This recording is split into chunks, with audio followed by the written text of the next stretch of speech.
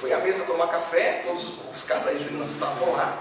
Aí perguntaram, cadê fulana? Eu disse, não sei, acho que foi embora.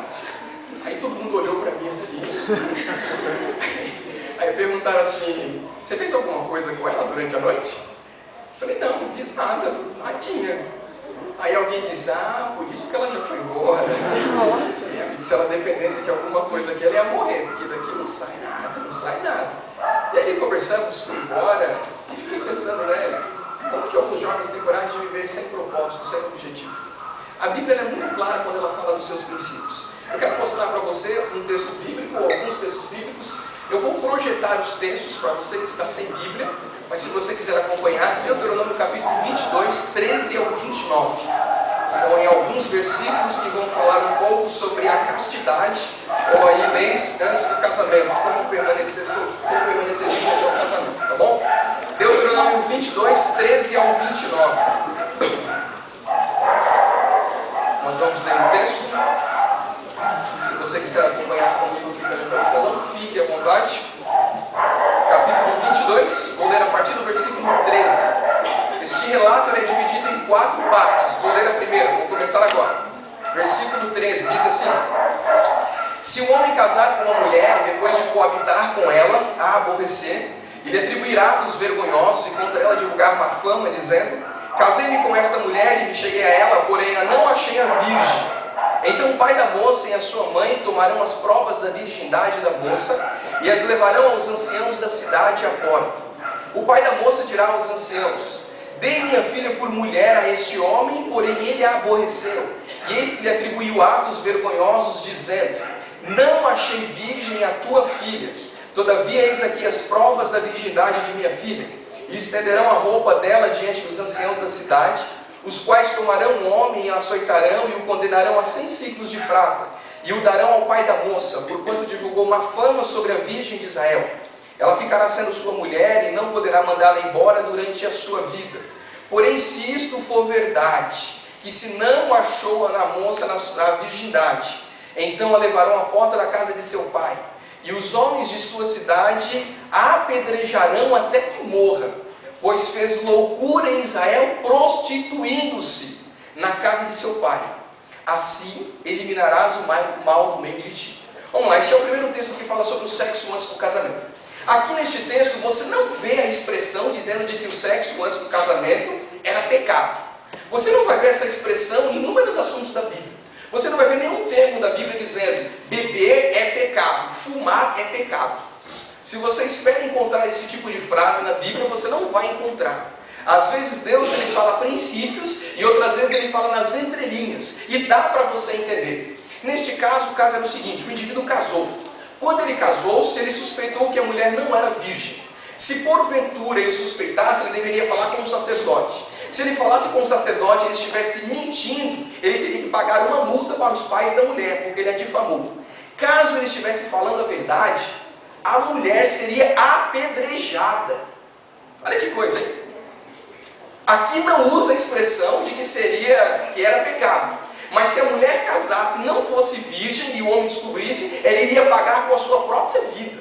E aqui a Bíblia utiliza uma expressão que vale a pena você prestar atenção. Utiliza a expressão de que ela prostituiu-se na casa de seus pais. A Bíblia nem sempre utiliza a palavra prostituição, no caso para o indivíduo ou para uma pessoa que é uma prostituta, ou para o ofício de prostituta, claro que não.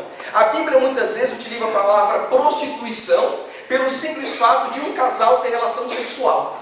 A palavra no original aqui, em grego, chama-se porneia, que é uma palavra que depois no Novo Testamento Paulo vai utilizar muito, porneia, que aqui é traduzido como prostituição. Se você não entendeu ainda, deixe-me tratar desses 4 pontos. Primeiro, a Bíblia chama este ato de prostituição. A menina só teve relação sexual e a Bíblia chamou de prostituição. Ponto 2. A pessoa deveria pagar com a sua própria vida, morrendo apedrejada. Se não era pecado, então por que a pessoa deveria ser apedrejada? Consegue entender? Acompanhe comigo a linha de raciocínio. Se não fosse pecado, então por que quem fez deveria ser apedrejado? Ponto 4. Aí uma vez eu mostrei isso, o rapaz disse assim: tá vendo? Só fala aí das mulheres, não fala dos homens. O pessoal encontra brecha em tudo, né? Se todas as mulheres de Israel deveriam casar-se virgem, então o que dizer dos homens? Pense comigo, o povo de Israel só poderia casar com o povo de Israel. Não era permitido eles casarem com mulheres de outras nacionalidades, como já estudamos nas duas últimas noites. Se todas as mulheres deveriam casar-se virgem, evidentemente, todos os homens também, é óbvio, porque não era permitido eles terem relações com outras mulheres. Tudo bem, não ficou claro. Existe um segundo caso, Deuteronômio 22, 22. Se um homem for achado deitado com uma mulher que tem marido, então ambos morrerão. O homem que se deitou com a mulher e a mulher deitou com a mulher, assim eliminarás o mal de Israel. No caso, uma dessas partes eram casadas, pagariam com a vida, os dois iriam morrer, caso de adultério. Deuteronômio 22, 23 ao 27, terceiro caso. Se houvesse uma moça virgem, desposada quer dizer que ela era virgem, mas estava prometida para casar com alguém. Na época de Israel, quando a menina tinha 12, 13 anos, os pais já prometiam aquela menina para casar com alguém. Ela não iria casar nos próximos anos, mas ela já estava prometida. Então um homem acha essa mulher na cidade, se deita com ela. Então trareis ambos à porta daquela cidade e os apedrejareis, até que morram. A moça porque não gritou na cidade, e o homem porque humilhou a mulher do seu próximo. Assim eliminarás o mal do meio de ti. Porém, se algum homem no campo achar uma moça desposada e a forçar, estamos falando de estupro, e se deitar com ela, então morrerá só o homem. Em caso de estupro, só o homem iria morrer, o homem que se deitou com ela. A moça não fará nenhum mal, não lhes fará nada, ela não tem culpa de morte, porque como homem que se levanta contra o seu próximo e lhe tira a vida, assim também é este caso, pois a achou no campo e a moça desposada gritou, e não houve quem a livrasse. Em caso ali de estupro, só o homem que iria pagar com a sua vida. Último caso, quarto e último caso, Deuteronômio 22, 28 e 29. Se um homem achar a moça virgem, que não está desposada, não está prometida para ninguém, e a pegar, e se deitar com ela, e forem apanhados, os dois solteirinhos da Silva, então o homem que se deitou com ela dará ao pai da moça 50 ciclos de prata, e uma vez que a humilhou, lhe será por mulher, e não poderá mandá-la embora durante a sua vida. Olha que interessante. Se os dois fossem solteiros, ninguém está prometido para ninguém, tiveram relações, eles teriam que se casar. Mas é interessante que na cultura israelita ou judaica, era liberado ou permitido ou tolerado a separação, o divórcio.